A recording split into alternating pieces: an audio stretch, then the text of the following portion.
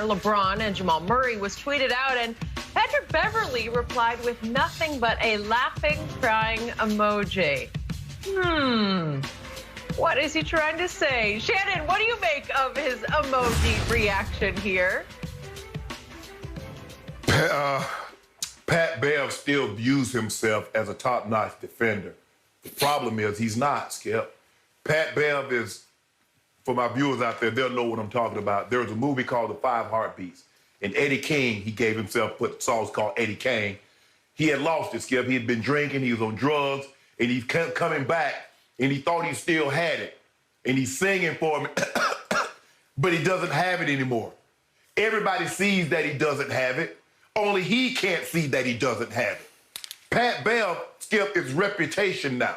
Now, this is what Zach LaVine hit him for 45 in January. Steph went for 38 in January. Harden went for 37 2 weeks ago.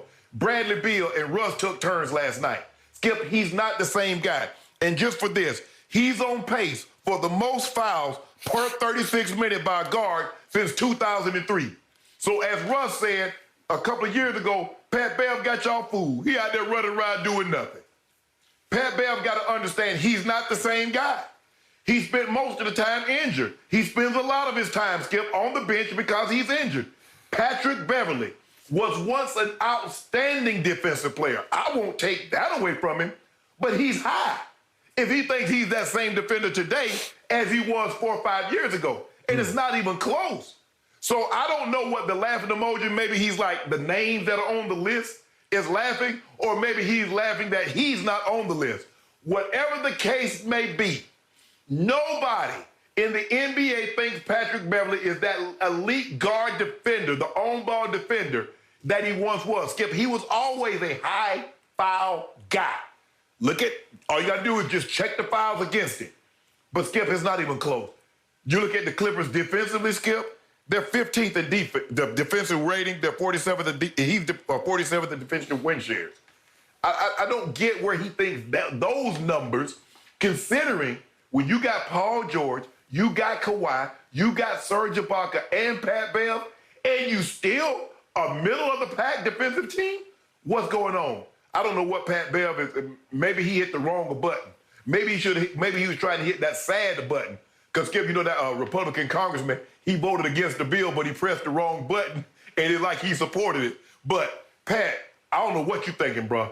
You're not that dog anymore. You're not that guy anymore. Okay.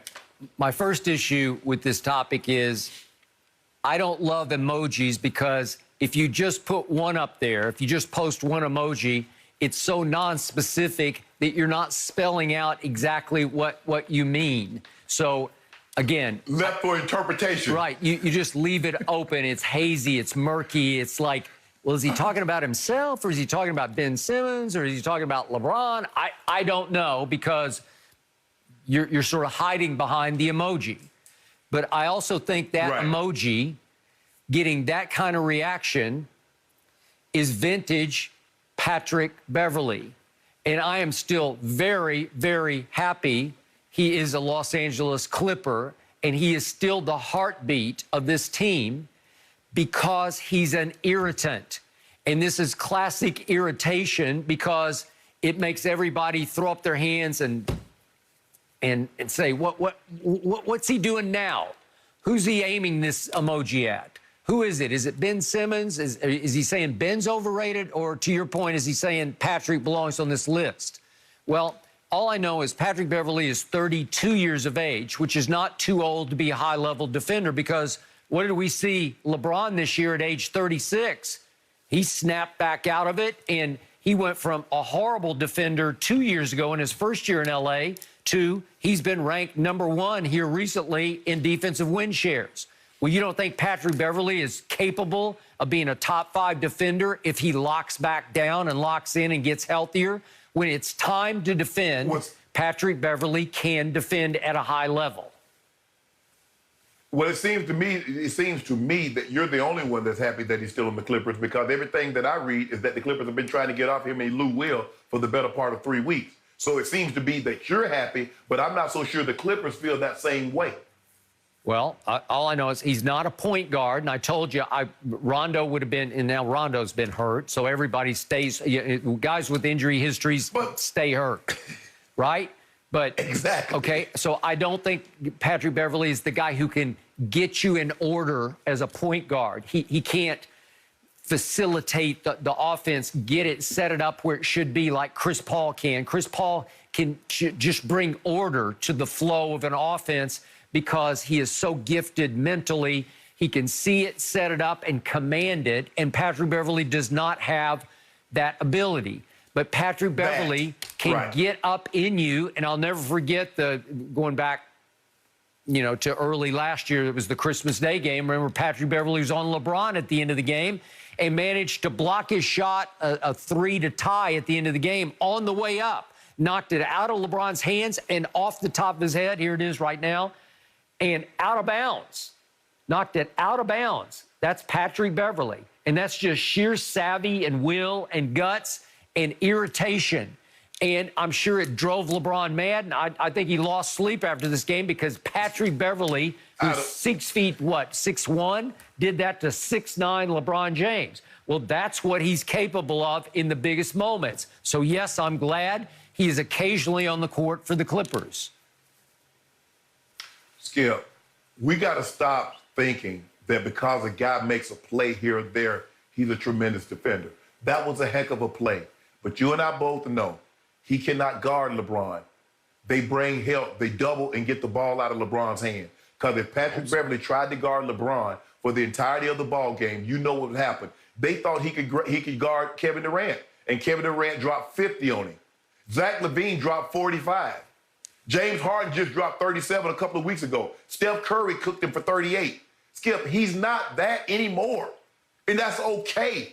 I'm not saying he's not a good player, but for him to think that he's an elite defender, Skip, even Paul George is not the defender that he once was. Kawhi is the defender that they once were. Because if you were, there's no way you would be 15th with Serge Ibaka, who was on the all-defensive team. Paul George has been all-defensive team. Kawhi has been that. Pat Bev, you got 4 guys that at one point in time in their careers were on the all-defensive team. Kawhi has been a 2-time defensive player of the year. In your middle of the pack, you're an average defensive team. But look at their offensive rating. What are they, 2 or 3? So it shows where their focus is at. Their focus is not on the defensive end, Skip.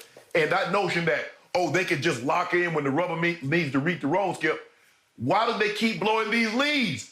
If they have 15, 19, 17-point leads and blow them year after year, it was Doc. Remember now, they had a 3-1 lead and had leads in every game, 5, 6, 7. And it was Doc's fault. Paul George threw him under the bus. Kawhi Leonard threw Doc up under the bus. The same exact thing is happening this year. Why?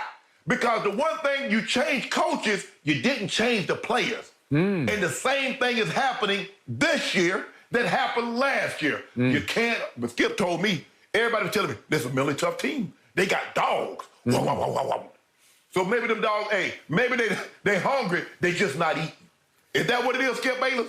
Talk to me now. To quote the great William Shakespeare, methinks she doth protest too much. And in this case, he doth protest too much because I think you're scared of the Clippers because all you want to do is talk about the Clippers because you know they're coming up from the basement for your Lakers. And you know and I know if they can get and stay healthy, and they're not right now because Paul George is out again, but if you get Kawhi and Paul George healthy with Pat Beverley and the new pieces of the team, Ibaka and Nicholas Batum, who has helped settle down the offense, and all of a sudden, Lou Will, I don't know if you've been watching over the last 10 games, he's turning back into Lou Williams, Sweet Lou, not Lemon Pepper Lou. Hold on, Skip. Skip, hold on, time out. I know they just didn't lose to the Wizards last night.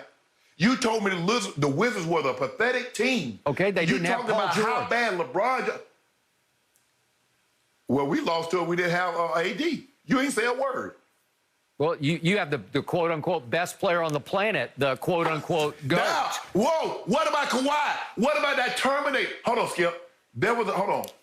Y'all was talking about Kawhi was better. You heard all the people that said Kawhi was better than LeBron? Oh, yeah. He won Finals MVP. He was the toast of the town. Everybody wants. He's better than LeBron. He can do this better than LeBron. Oh, he got a mid-range game. He shoot the three. He shoot free throws. How the hell you let that happen? You lost to the Wizards? Well, that's what you just told me the other day. LeBron can't lose to the Wizards. Okay. And guess what happened, Skip? You lost at home to the Wizards. At home. Seriously? Let me ask you a question. Let me ask you a question. By the way, so that was the game. That was the game that you lost 5 cases of Diet Mountain Dew to me because they lost that home game. Way to go, LeBron. Let me ask you a question.